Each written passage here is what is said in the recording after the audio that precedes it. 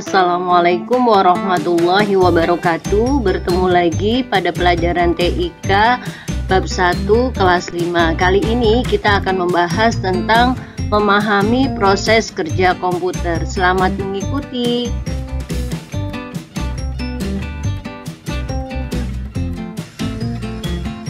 Pada bab ini kita akan membahas tentang cara kerja sistem komputer dan komponen utama komputer.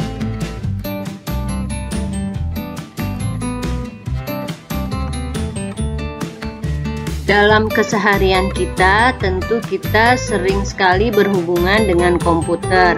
Misalnya untuk belajar, untuk bekerja, bahkan kalau kita bertransaksi pun sekarang sudah banyak menggunakan komputer.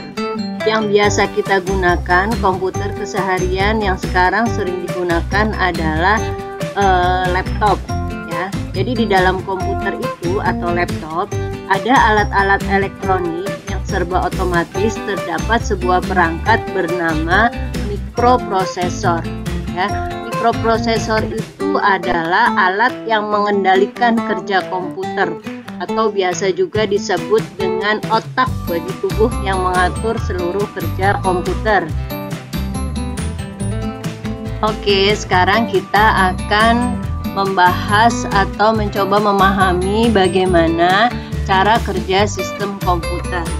Ya, di sini Misika sudah punya bagan atau chart yang membahas atau menunjukkan alur kerja komputer. Jadi diawali pada input device. Input device itu adalah perangkat keras untuk memasukkan data.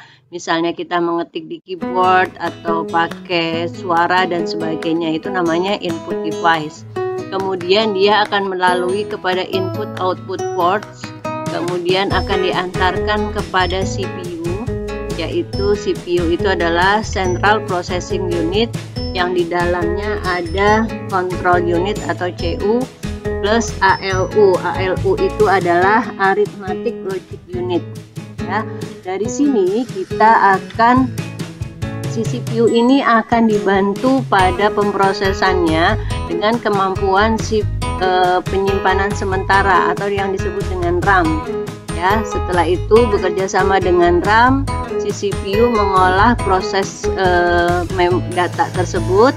Kemudian setelah itu akan disimpan di ROM, ya, setelah prosesnya selesai, ya. Misalnya kalau kita sudah save, itu artinya akan tersimpan pada ROM.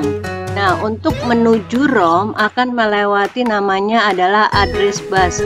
Address bus ini adalah bagian pada CPU juga yang akan bekerja sama dengan CPU untuk meletakkan si memori atau data yang kita sudah simpan sesuai dengan alamat yang kita gunakan. Contoh, kita memiliki file TIK kelas 5, maka si address bus ini akan mengantarkan menuju ROM yang sesuai dengan file pada TIK kelas 5 seperti itu, ya. Kemudian ketika akan dikeluarkan lagi atau kita akan membuka data lagi, diproses lagi lewat CPU, kemudian akan terlihat pada si outputnya seperti itu. Atau lebih sederhananya seperti ini. Input device ada pemasukan si data, kemudian masuk ke prosesor device atau tempat memprosesnya si data tersebut, kemudian akan dikeluarkan yaitu dengan output device atau perangkat pengeluaran, ya. Mudah-mudahan bisa dipahami. Bila kurang paham, kamu juga bisa baca pada buku paket bab 1. Terima kasih.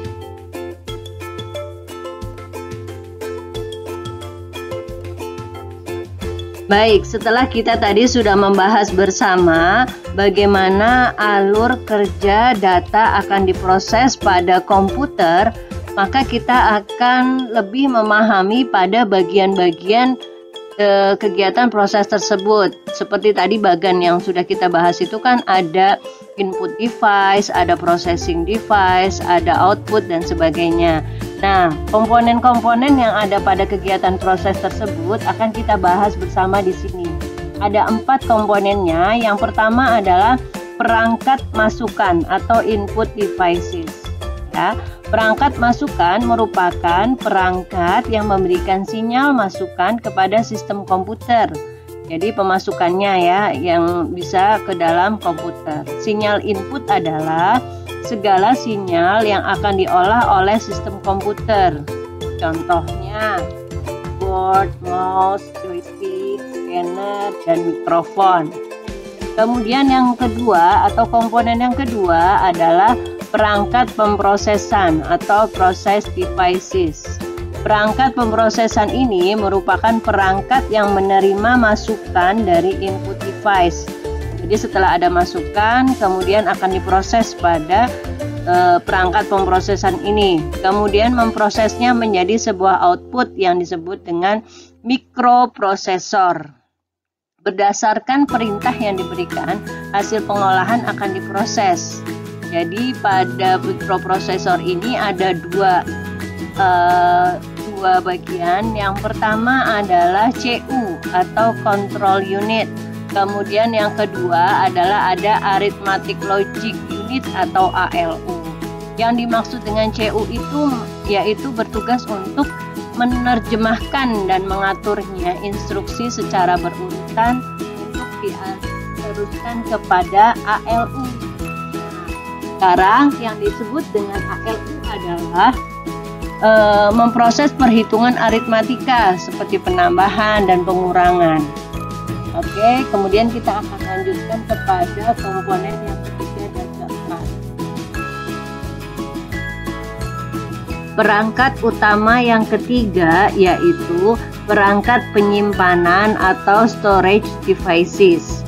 Perangkat penyimpanan adalah perangkat yang digunakan untuk menyimpan data, informasi, instruksi, maupun program. Contohnya hard disk, flash disk, disket, dan sebagainya. Pada perangkat storage devices atau penyimpanan itu ada dibagi menjadi dua macam. Yang pertama adalah ROM atau read only memory. Kemudian yang kedua adalah RAM atau random access memory. Kemudian perangkat utama yang keempat atau disebut dengan perangkat keluaran atau output devices. Perangkat keluaran adalah perangkat yang komputer berguna untuk menghasilkan keluaran, baik itu ke kertas atau hard copy atau tampilan ke layar monitor disebut soft copy ya. Perangkat keluaran itu contohnya printer, speaker, plotter, monitor, dan lain sebagainya.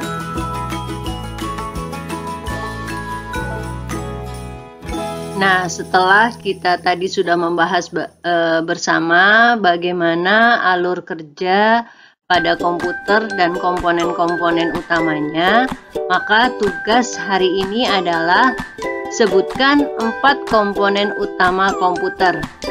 Jawaban ditulis di buku catatan, kemudian difoto dan dikumpulkan secara japri. Jangan lupa sertakan nama, kelas, dan nomor absen. Dan mohon dikumpulkan sesuai jadwal ya. Apabila tidak sesuai jadwal atau waktu yang telah ditentukan, maka Miss Ika anggap absen untuk hari ini. Terima kasih.